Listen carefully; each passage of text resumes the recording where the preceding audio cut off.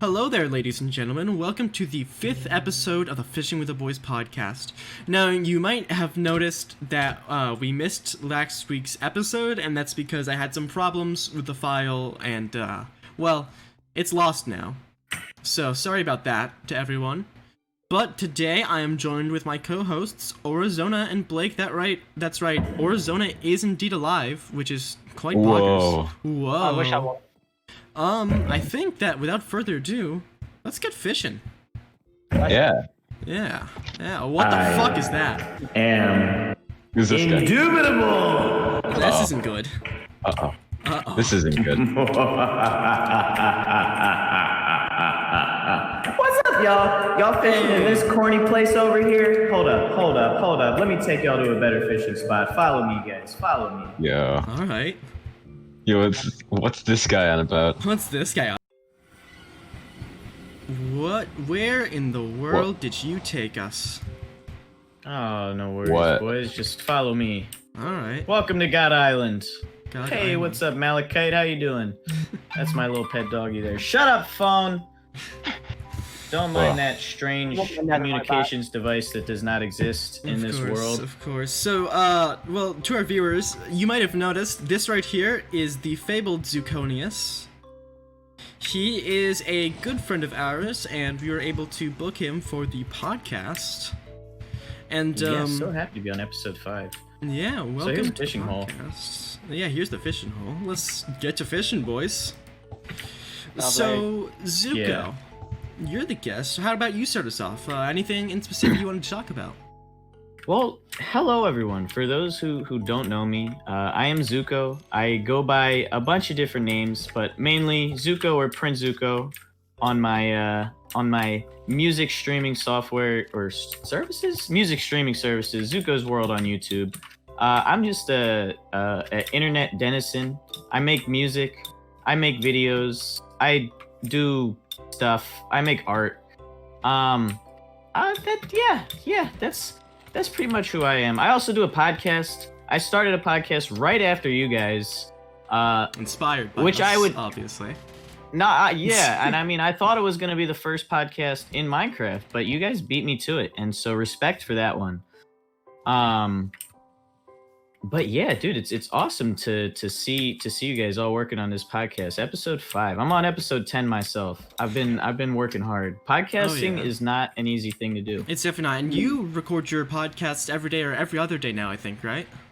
Every other day. That I've is been just- trying to keep up with it. That is an insane amount of dedication. I mean, We can our barely do it listeners every know, week. yeah, we have trouble keeping up with it every week. So the fact that have you ever missed like any days or anything? Not yet, because I started off, I recorded like, I want to say 6 episodes before I started posting them. It was like 4 or 5 actually. And then I just started posting them every other day while trying to make more, keeping up with it. And now I'm finally at the point where it's like, I have all my episodes set up until Friday, and I need to have more podcasts by that point. So now it's just like a keep up game. You know, if I can get multiple podcasts done at once, I do it. In fact, I would love to invite you guys on my podcast after this. Ooh, we'd love to go. Ooh. Ooh. Definitely. But it's a struggle, and I don't know how long I'm gonna be able to do it because I am an adult working a job that, you know, because it has not been open because of the recent pandemic. I have just been able to go ham, but once things open up again, for however long they do, I may or may not be able to keep up with it. And you know, I have a feeling that people won't be too upset if I can't do it every other day. I'm still gonna do the podcast. It would just might do like weekly, like you guys, if things do get busy. But dude, it's been rough. I still haven't gotten my unemployment money yet. I'm sitting here in my mom's basement just jamming out, just making music. I got a new album on the way. Ooh. I got well, I just dropped Farlands. I think disc number 7. And that, for those who don't know, I'm basically, like Thanos, I'm trying to collect all the discs in Minecraft by remixing them. And when I have collected them all, I will have the power to make half of the universe vibe.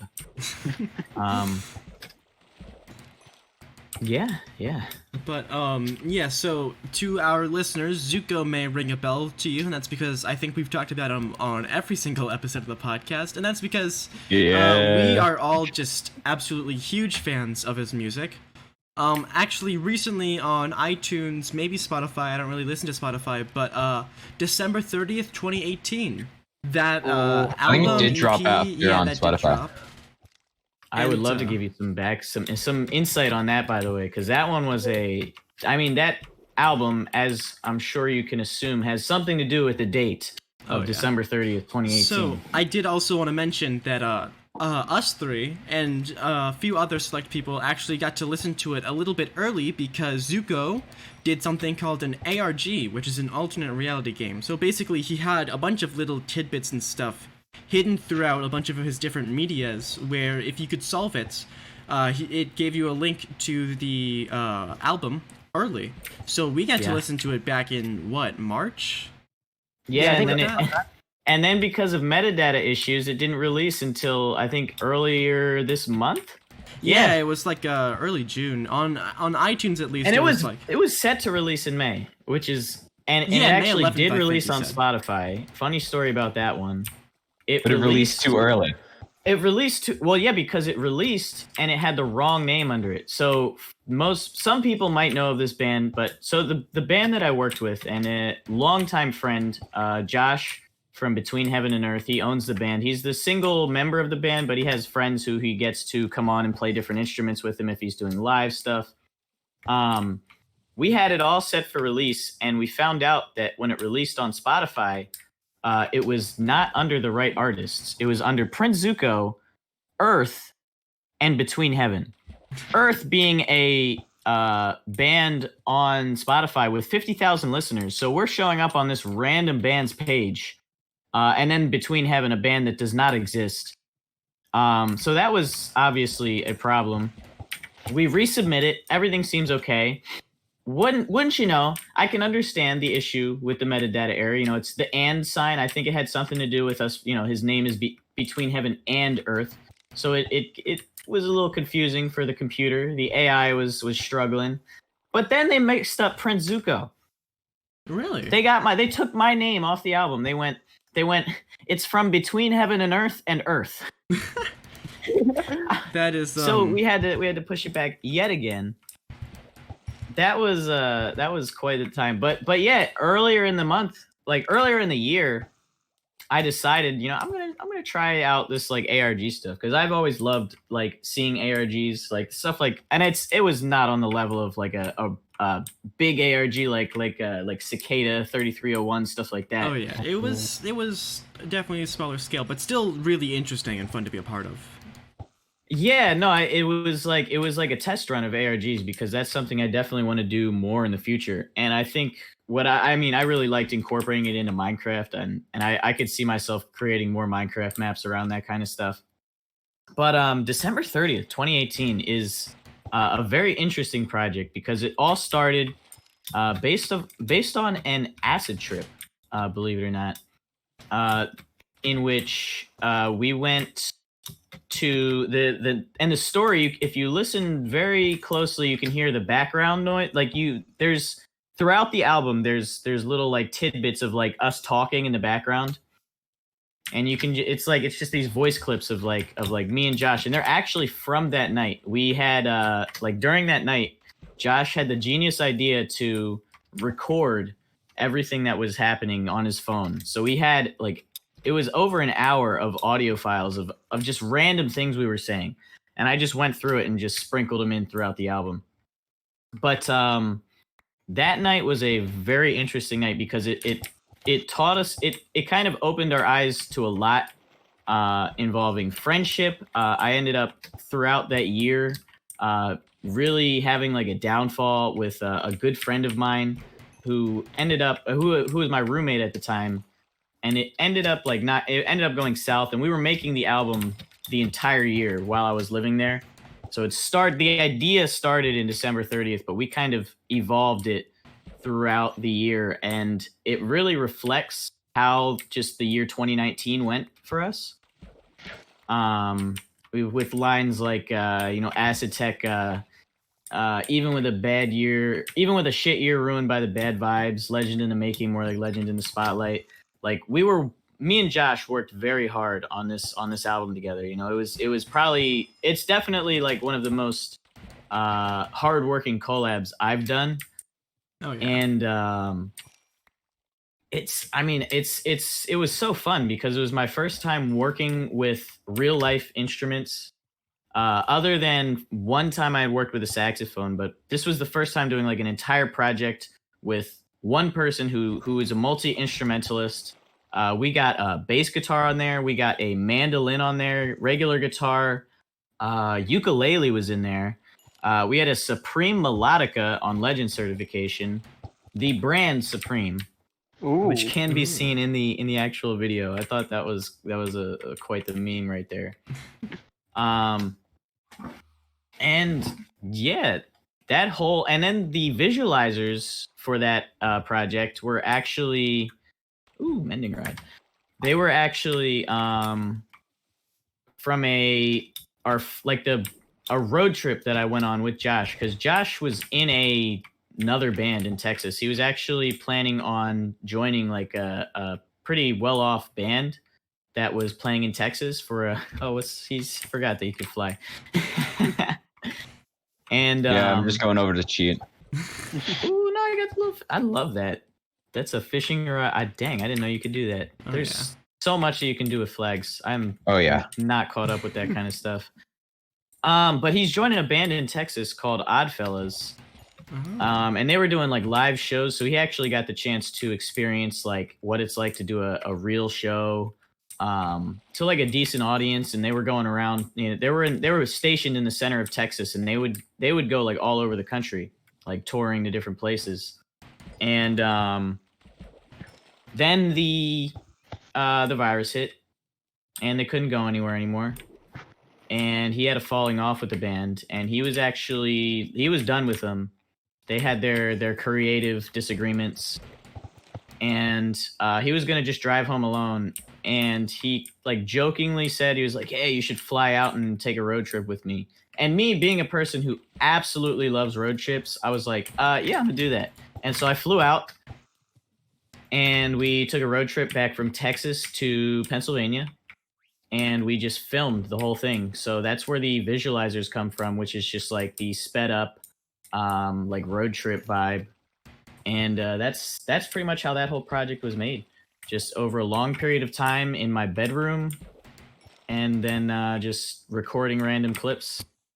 It was a really just fun experience, and I love the dude, and I can't wait to work with him on more projects. I'm actually working on getting a feature with him for my latest project, Community and Chaos, which is a kind of a take on the modern, or on the current day worldview,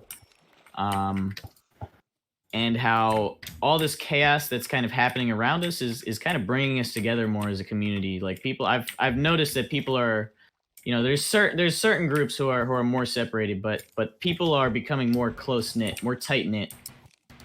I found it very interesting. Oh yeah. So I did want to talk about the album a little bit, and so I wanted to mention that one of my favorite songs was Legendary Certification. I think that was my just favorite from the album. I think that's a lot of people's favorites. Oh yeah. Legend. No, Legend Cert we knew was going to be the hit song from the start. I think it was the first song we made, in fact. Oh. Yeah, it was. Legend Cert was the first one we made, and I found this old sample of like a dude of like it was like scat or something. The dude's going like dun dun dun dun dun dun dun dun or something like that, and I just sampled it to the iconic dun dun dun dun dun. Somebody said it sounds like Sans Undertale rapping like dun dun dun dun dun dun dun. Let's see. Do I have any more information about that album? Because I mean, the songs also were made throughout the entire year. We started early in the year with Legend Cert, And then as time went on, it wasn't until like late 2019 that we actually finished the album. So we spent like a good year making this. And there was breaks in between, and there was times where we would get stuff done, and there was times where we didn't. And a lot of the things that would happen is Josh would actually send me samples of like in timelines, for example. That was him playing piano, and he was just like, "Yeah, this is a cool sound. I wonder if you could do anything with it." And I edited it and turned it into what it was. And then the same thing happened with It's All Over Now, which was just a really cool melody that I fell in love with, and I actually sang that part, the "It's all over now," like I sang it like loud as shit in my room like a few days before we moved out of the apartment. And I remember my roommate was still there, and we we were not talking at this point. And I just love knowing that he definitely heard me just singing this like right before it was all over now, just me singing "It's all over now." Like and so it really did tie into like the actual scene. And back to those like clips that you can hear, like those were all of us just being super blasted like when we were talking. So you can hear like us going down the stairs, you can hear us talking about an abandoned what was it, steel manufacturing plant. You can actually hear this in the beginning of Acid Tech. You can hear Josh mention it. He's like, it's an abandoned steel manufacturing plant. And so at the peak of our trip, we actually went out to Philly to a abandoned steel manufacturing plant and went urban exploring, which is when you just explore abandoned buildings. And this place was like, we found out, we tried to go back a few months later, and there was cameras, and we had to dip out because it was, every single entrance was blocked. We assumed that somebody like got hurt or something, and so they just closed it off. But that place was huge, and there's like giant watchtowers, and so we were exploring that. That was an amazing time. I'll never forget that. And then we went bowling at 4 a.m. Nothing like some 4 a.m. bowling. That's probably about the time where like Timelines, It's All Over Now is playing. Like you could literally like plan out the album to like the night. And it started out with us just jamming in his basement, just making music. And then going to this factory, and then bowling. Did we do anything else? We were driving on the highway for a while. I actually almost got us killed driving on the highway too. Crushy. Uh-oh. I was completely out of my head, and I did not realize that I had like I grabbed the shifter and like just grinded it into another gear. And luckily, we're going like 70 on the highway, by the way. Luckily, Josh has a really nice car that is stupid proof.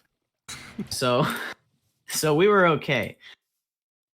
But we still look back at that, you know, my roommate is still like pissed at me about that.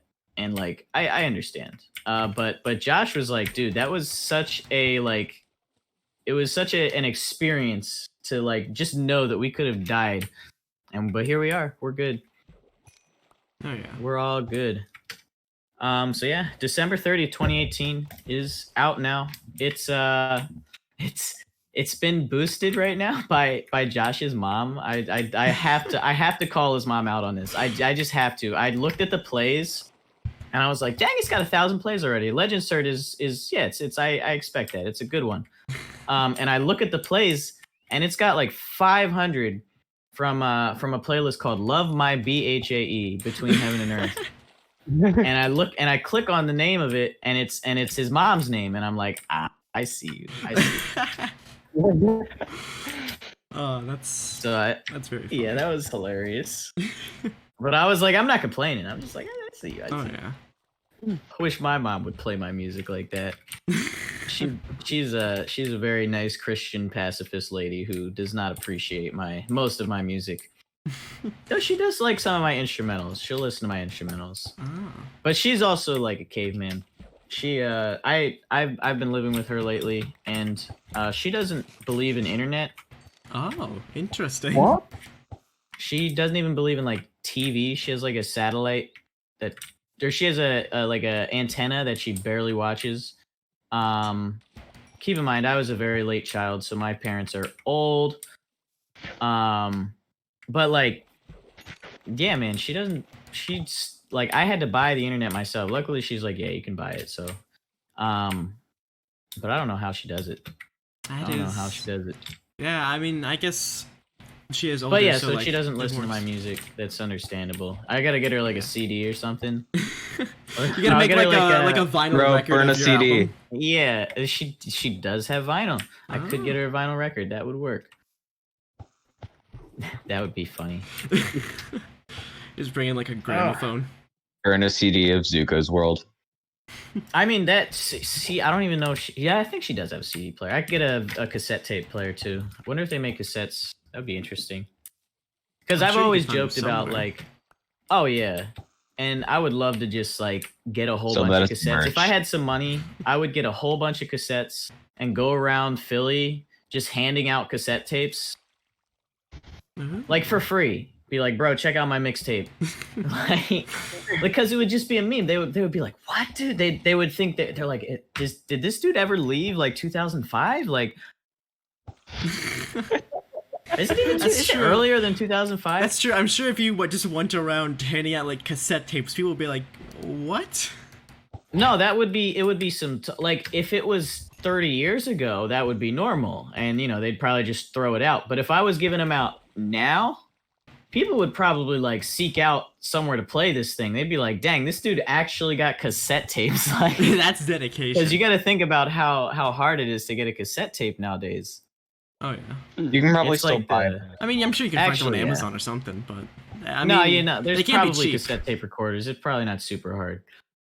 But like, I would get it with like a picture. There are so many and... just better things to do, other than cassette tapes. Like, oh yeah, no doubt. Oh my god, hand out some vinyl records. Get like a bulk of them. Here, want to check out my mixtape? That would be a lot. That'd be a lot of money. Oh yeah. I got the gramophone right here, bro. Don't even worry. You bring like a portable gramophone around Philly? Yep. You would definitely make it like front line if you did that. Well, I've been talking about doing street performing for a long time now, and I've done one show in this place called Fairmount Park in Philly. It's it's like the biggest park in Philly. And I just went out with a speaker. I had my buddy at the time was a photographer, and he brought some cameras. And we just jammed out. I had I think it was 10 to 12 people in the audience. Most people that I had like known, and there was like a couple people who were just walking by who actually like became fans after listening. Oh. And I still keep up with them every once in a while. Outside show? Yeah, Fairmount Park show. That was the one where I was still Zuko G, and I was singing all my classic songs like Ice on My Wrist. Ooh. Ice on my wrist. Fuck with ya, bitch. Ice on my wrist. Suck. Am I allowed to curse, by the way? I've been cursing a lot. I mean, yes, I think I've sworn multiple times. It's my second language. Oh, yeah. Like... But, yeah. How's that loot, guys? I've been getting a lot of good stuff. By the way, I've supplied everyone here with holy rods. Oh, yes, we have the holy tradition. Rod, which has all these stuff here. Zuko, didn't you also do a show at Frozen Treat? Yes.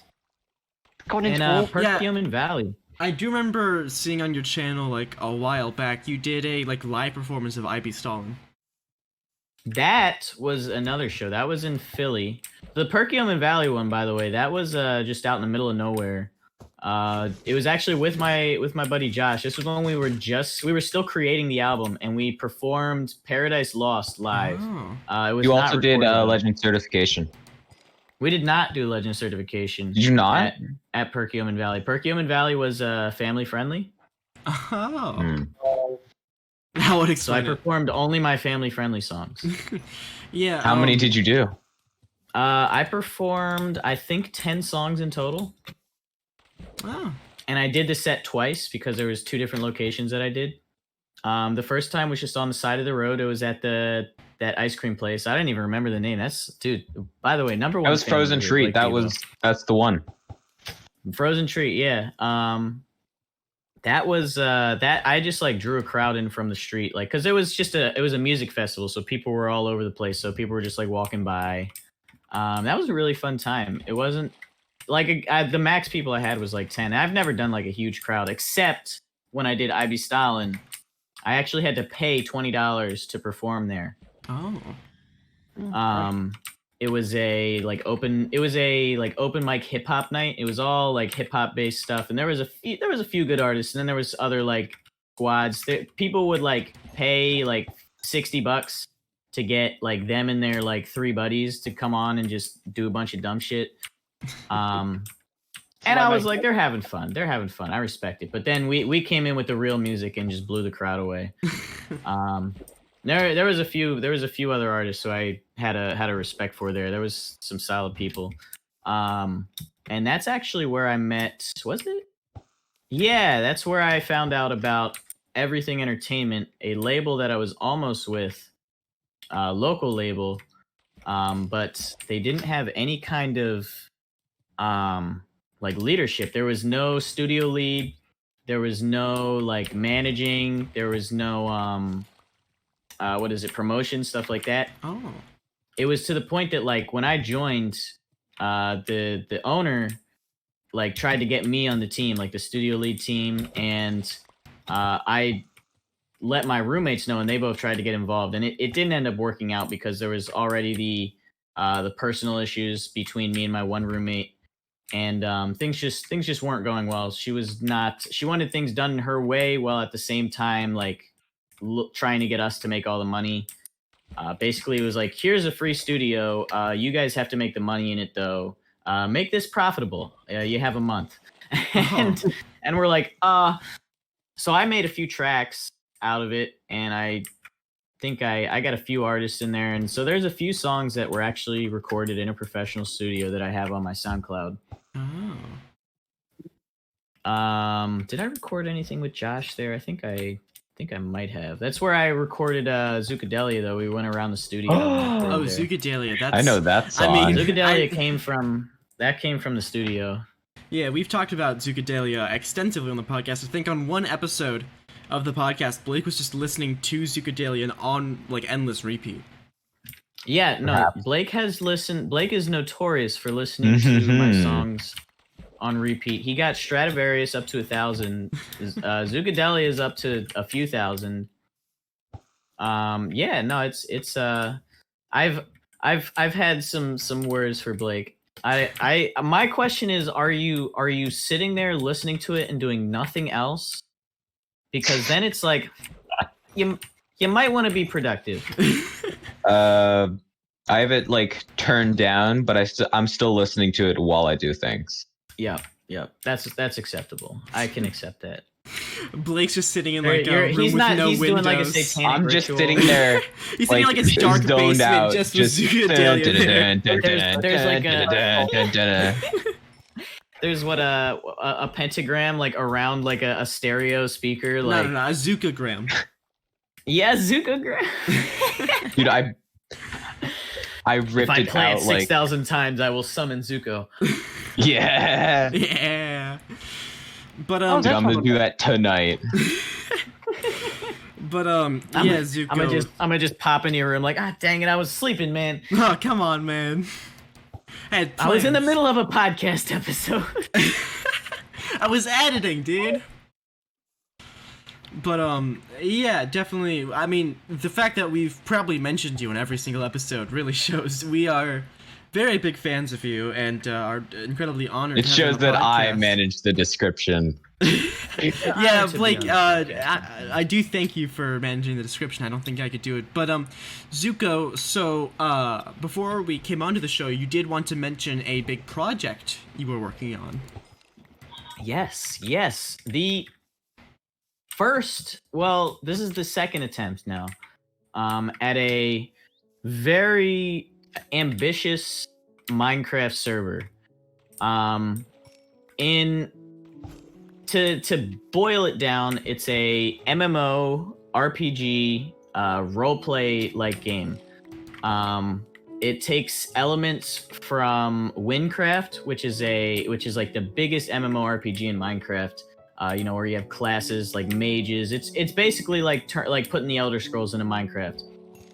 What I've done is I've been creating, and Chalk, you're actually a lore master. Aura too. You've been helping out here and there. I'm creating this world that is a mix between ancient and future technology. So it's this clash between cyborgs and future tech and just a like a steampunk mixed with like the year 4000 combined with this ancient world that has like shrines, like Skyrim type vibe. And I've actually gotten a decent bit done so far. We've got I just made a class list recently. I'm gonna have cyborgs. What are they called? Soul catchers, which are basically the wizards. And the idea is I kind of took the idea from Minecraft Dungeons, where you collect souls to get magic. So that's, instead of mana, it's souls. And then there's also the other thing that's very big about the server is it's not PvP combat based. It has many elements of it, but another thing about this world is it's going to be a society. So there's two other classes. The engineer class, which is their main focus is creating high-tech equipment and enhancements for cyborgs to buy, as well as just very useful technology for people to use, like computers. I also want this to be, one thing to note is it sounds right now like it's a very passionate, like serious type vibe. Like it's a very laid back project in that I want it to be funny. I want it to be amusing. I want the lore to be entertaining and playful. And so one thing I want to do is allow people to do like Bitcoin mining to get rich. And it'll be like bit barrels, because barrels are the gem that is the currency. And then there's another class that's just the civilian class, and that's like the making money class. They're the chefs, they're the fishermen, they're the politicians. I want there to be corrupted politicians in my world. Yes, I know it's a terrible thing for me to do, but it's got to be done. It's going to play off the current times as well. It's going to be a metaphor for today's world. So far the gameplay aspect, I've decided I want it to be a fast-paced roleplay roguelike, a fast-paced roguelike where you can level up very fast. You can become a top tier cyborg in, I would say, like a few days worth of playing, instead of like having to spend like 100 hours to get to the top level. If you just grind for a little while, or you fight and you level up, you do quests, things like that, you can get leveled up relatively fast. And then if you die, you lose everything that's not stored in your house, because you can buy plots. And then the idea is you can switch between classes. Say you want to be a fighter for a little while, you can be a cyborg or a wizard. You can try everything out. And then if you're like, all right, I want to settle down and get rich, you can become a civilian and mine bit barrels and get rich. And then I want it to be also very roleplay based. So I want this to be open, a very open game where people can really just have fun talking to each other. I want there to be a server that people can talk on, and also just in-game chat. I mean, I grew up around Minecraft roleplay and townie servers, and like that was my calling. I was always on those kinds of servers. One of the servers that this draws some of the most inspiration from is a server called Lords of Minecraft, which was basically Peasant Simulator, and players would just carry out very meager tasks, and they would have to really grind to get money. Or they could, what I did was I started a strip club, and I actually got pretty rich from that. And then there was YouTubers who were just lords. They had creative mode. They even had like squires, and if you were a squire, you had your tongue cut off and you couldn't talk. There was a lot of interesting lore to it, but it was very like it was very engaging. And I don't know if I want to go the YouTube route with it, but I definitely want to, I want people to be able to make their own YouTube content in the server. or just whatever. It doesn't have to be YouTube content. I want people to be able to role play in the server, just for the heck of it. Because as I said, I don't want it to be super serious. I want it to be very, very laid back, playful, just community driven, because it will be a society. So that's my project. That's what I got so far. It's still very early stages. We just started working on a city. We just built a few of the main things. We got the ship that the players crash on. That's being built too. But yeah, it's still very, very early development. So I'm sure on a later episode when I come back, I'll have much more to fill you guys in on. Yeah, like you've said, Or and I are both sort of working on it. I helped design the map a little bit, and I can say it's gonna be incredibly interesting and definitely really fun to play on. Yeah, the map is one of my favorite things to make. Aura also is working on they will be the lead of how the government will be structured. I do like me some politics. Yeah, and now that I've kind of filled you in on how that works, because originally it was going to be like a working player government, where like you voted players in and all that, and I've decided that I want the politicians to be more like a mini game, where it's and the lore would be more. It would be a government, but it would be more like a lore-based government rather than a functioning like society government. Because what I want the politicians to be able to do basically is, instead of like how fishers fish, chefs cook, politicians run for office. Like that's just their job. And so what I want it to do is it's going to be like based on like a per plonian vote. Like every so often the players will run for office, and different offices pay different amounts of money. So if you run for a higher office, you could get paid more, but more people might be running for that office, so you're less likely to get that job. If you get a position of office, it's just going to be a room with a button in it, or something really dumb or really funny, where you just sit in a room and it's like, press this button to steal people's money, and then you just press that button, and depending on what office position you have, you take more money. So I time. Yeah, I thought that would be like a funny little like thing to have for the politicians. But the government structure itself, I want it to be some kind of like interesting government. So Aura, you're welcome to create any type of like framework for it, and it doesn't have to be bound by like what's possible in Minecraft, because it can totally just be lore based. Right, I've already. So like, yeah. I was gonna say, I'm sure you can think of some stuff based on that. In the server, whoever can do the best at spleef becomes president. That's not a bad idea either. Like, cause I don't know what the mini game would be, but it could totally be like some trials, like some combat trials, and the best combatant. It's like Idiocracy, where the president of the country is like the top MMA fighter.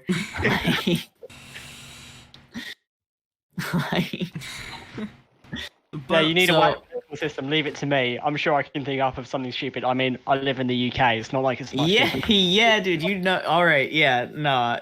I know what you mean. Because if you think the American government's bad, the UK, I know from what I've learned, it's like a mini version of the American government, but like extra, like very extra.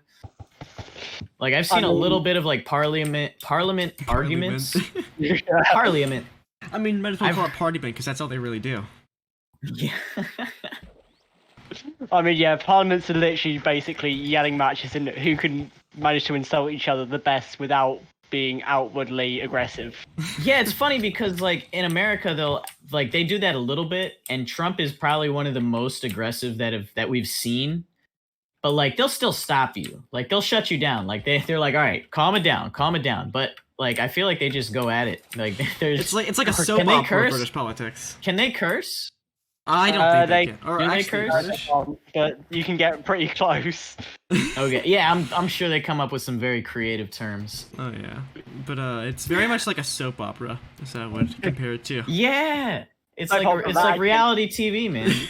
And the thing with reality TV is, you know, I've determined that you know, there's some people that watch reality TV because they genuinely believe it's reality. And then there's a lot of other people who, and I've learned this because I've heard people say this, like friends of mine are like, I'm like, why do you watch this stuff? And And they're like, because it's just entertaining to see these dumb people do stuff. Like, No, yeah, there was. So I was watching this one show. It was on Netflix. I forgot what it was called, but like the premise was they weren't allowed to have physical contact with anyone else and it's I watch it not because it's good, because it's horrible, but I watch it because it's just so out there. Like it's insane. Like this is reality TV, but it like they have a robot announcing when people touch each other. Like it's insane. It's incredible. Yeah, you can't see me, but I'm air quoting right now. Reality TV. Yeah. There's this. Have you heard of the show Tiger King? Yes, I have. I've heard about it. That show right there. That I've only seen 2 episodes of it, and that I know is definitely based on like a true story and all that. You know, that bitch Carol Baskin and all that. That's where that meme comes from. Me and Josh on our road trip actually went to the Tiger King Zoo in Oklahoma. Oh, that's. And I just want to say that and me and Josh both agreed that like we don't really stand for what they did with the tigers, because they would breed tigers just so that they could make money off like people petting them. Like that was their moneymaker, is people would want to get pictures with the baby tigers and like pet the baby tigers. And so when we were there's just all these, because you got to think, tigers are babies for a year, maybe 2 years. And then they become full-grown adult tigers that require a lot of food to live. Mm-hmm. So we're in this park, and it's like a whole nother world in here. There is row after row of tigers in cages that are like not big enough for tigers. You know, tigers are really supposed to have a lot of space. And it was kind of sad seeing all these tigers. Like there was like they're really cool looking, but they're all just kind of lazy, tired. They don't know what they don't even know what the wild is like. They've never been in the wild. They were raised in captivity, so this is normal to them. But it was so interesting to see that. We actually met one of the dudes that was on the show. He's like the only dude that still works there, and I feel so bad for this dude because he works his ass off, and all day long people are going up to him, "Can I get a picture with you, bro? Oh my god, it's the I don't give a fuck guy. Oh, I love this dude." And he'll literally just flip them off and go, "I don't give a fuck," and they're like, "Yeah, do the line, Bart." Yeah, do the line. I don't give a fuck. Say the line, Bart. Yeah, no, that's literally. God, I just don't. I don't ever want to be like. Sure, everyone wants fame, everyone wants fortune, but no one wants to be that guy who's known for doing one thing. Listen. You say everyone wants fame that doesn't understand what fame is. Yeah. Fame is like diet soda, man. It's just not. It's just not the real thing. It's not the real thing. Mm-hmm. It's a very, and the reason I'm very adamant about my views on fame, because I've actually, like, my senior graduation project, which is for those who don't have that in their school or didn't have that in their school, is like a final project that you have to do to complete your senior year in high school. And I decided to make my entire project about fame. And I actually, at the end of the project, I made a rap video for the project. And that was. Where can this be found? It's called. Actually, that might have been. No, I'm lying.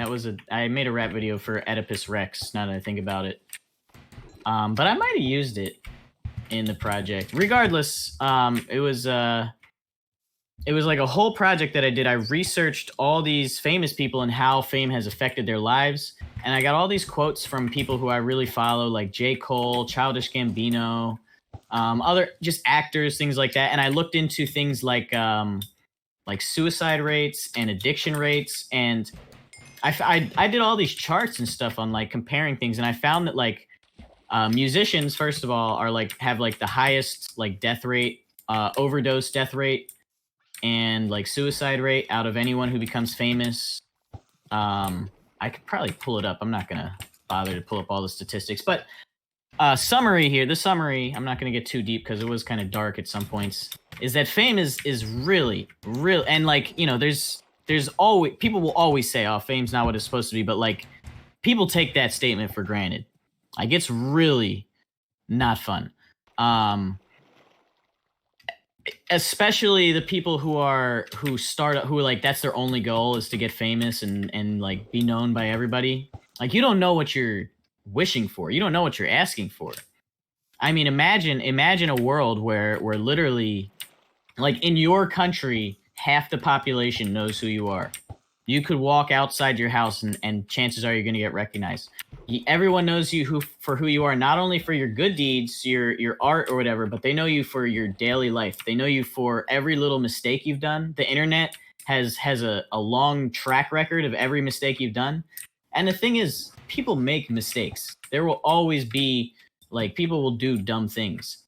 And when you're not famous, you know, it sticks with you for a little bit. You learn your lesson. People, you know, you lose a few friends, but you can move on.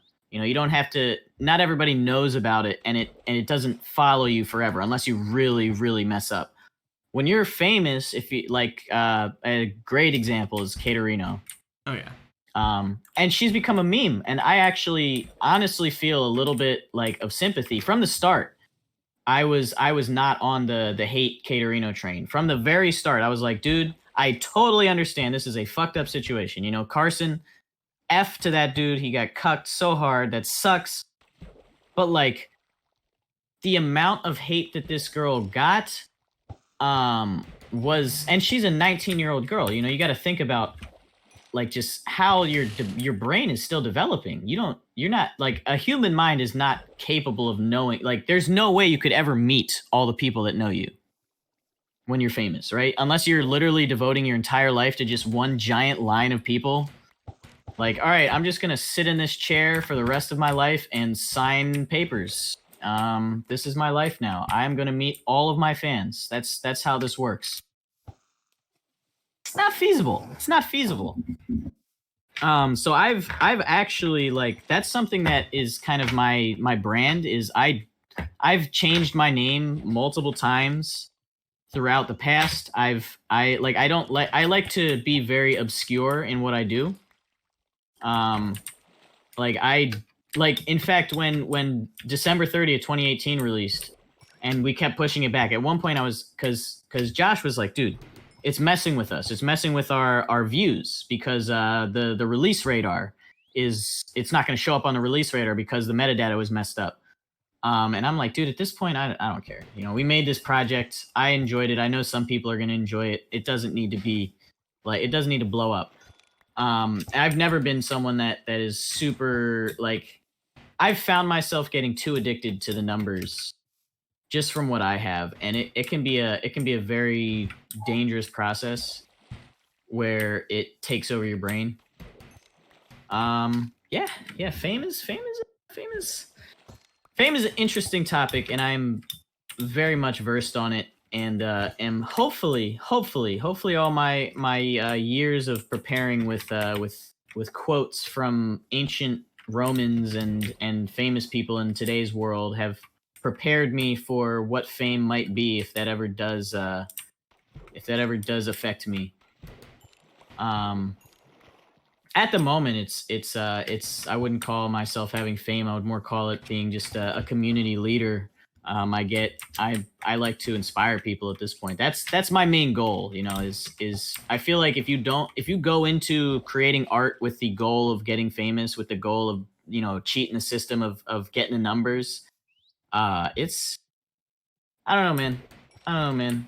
There's too many people to do that. So, I think that's a very dangerous thing. I think it's a very dangerous thing. Yeah, I definitely agree with you there. Because it's like, on one hand, fame, it sounds nice. Then on the other hand, you have all these stories of just like the stalker fans. Like, I mean, you have what happened to Carson on Twitter, where he got annoyed look at at fame stands. for 5 seconds. Like, just look into any famous person. Like, look into how they deal with it. The best famous people, like, don't really make a public scene out of themselves. They live a very private life. They're very like, they stick to what they believe in. They make what they want to make.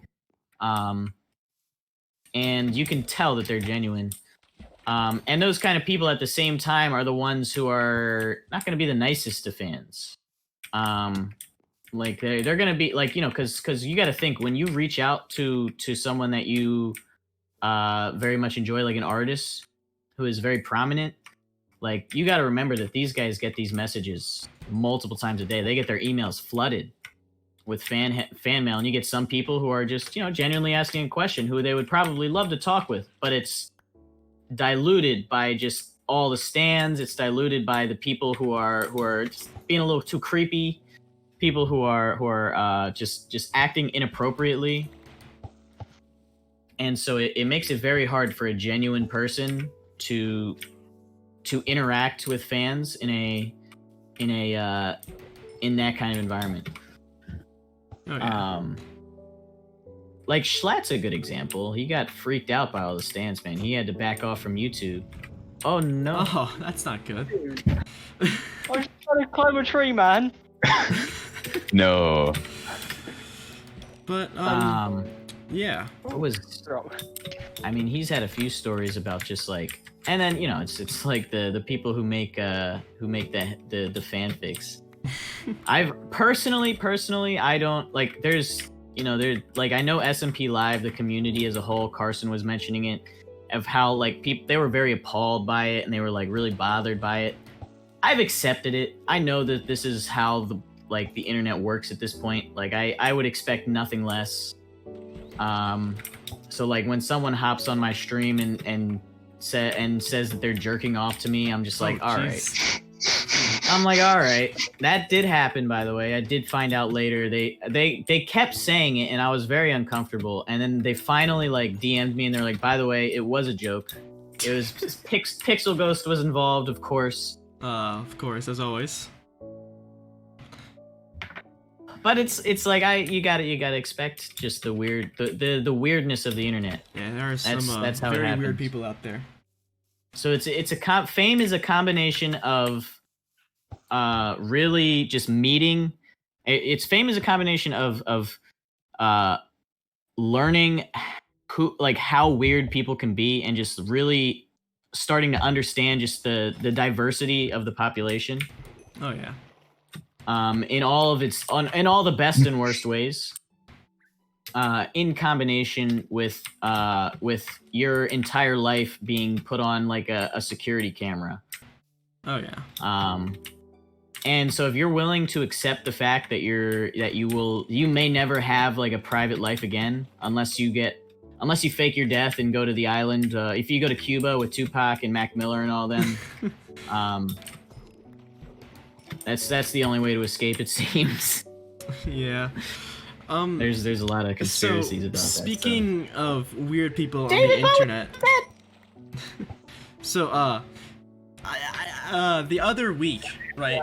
I found this person was talking about this website called WikiFeet, which Oh god. Wiki. Oh. I think the Oh, title no. itself is self-explanatory, but I Yep. found out the Yep. other week that there was just a whole like wiki dedicated to like popular people's feet, and if that And that's isn't what just the WikiFeet best is, right? example of how weird people can be on the internet. Oh, yeah, and it's unironic too. Like, Mm-hmm. I'm gonna start a Zuko it's one page. thing if it's a joke. Zuko feet. It's another page. thing when these people are like, "Oh, somebody's waiting for it." I don't think I've exposed my feet yet. I don't think I've done it yet. Not yet. Not Not yet. Not There's yet. always time to slip I up, mean- Zuko. Listen, I've got all of my other body parts on the internet already, so I am an adult. I can do what I want. I just don't put it on my Discord because that would not be a good move. That's why Patreon exists. Oh god. Oh, Oh, Patreon yeah. 18 plus. I get the OnlyFans account. The Zuko fans. You gotta make your own Zuko website for it. fans. But so I'd yeah, sign up so immediately.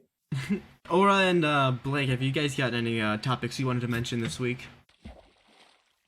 I'm gonna do I Parasol. don't think I have anything. Mm. I also have to go in like a couple minutes. Oh, okay. I So we should probably start I think wrapping up that's then. about that went pretty well. Yeah. Thanks for having me, Thank- guys. thank you Seriously, for like this is the coming first on. podcast where I Mm. actually got to talk about like my history and like what I've done in the past. Yeah, of course. This It was is very awesome. it was very fun and interesting to Trailblazed listen to, something. and I hope our viewers appreciated having you on as much as I did. and appreciate listening to your wise words Hi, and your viewers. experience. I will Hey, definitely viewers. share this. But so as we are wrapping up, I would like to, as always, thank our supporters. So we have Chlorine, Racer DG, the one and only Zuconius. We have Man, who is that guy? Who is that guy? We have Hey There, I'm Hayden, Rar, and Shabat DSW. I would like to thank all of them for being there with us every step of the way with this podcast. Along with them, I would like to thank Noise Machine. He runs our SoundCloud page and uploads podcast episodes there. We will have I think a he's bunch of almost links. already out of storage.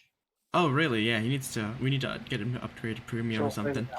But Oh, yeah. so I would like to thank everyone for watching Zuko. His everything. He has his Twitch, his YouTube, his SoundCloud. His, Oh yeah, Spotify, Twitch.tv/Zuko's World. Well then, I make music. we will link Music all and of that Minecraft. in the description, and by we I mean Blake will. So Yeah. thank you guys for watching this episode of the Fishing with the Boys podcast. Thank you, and goodbye. Peace.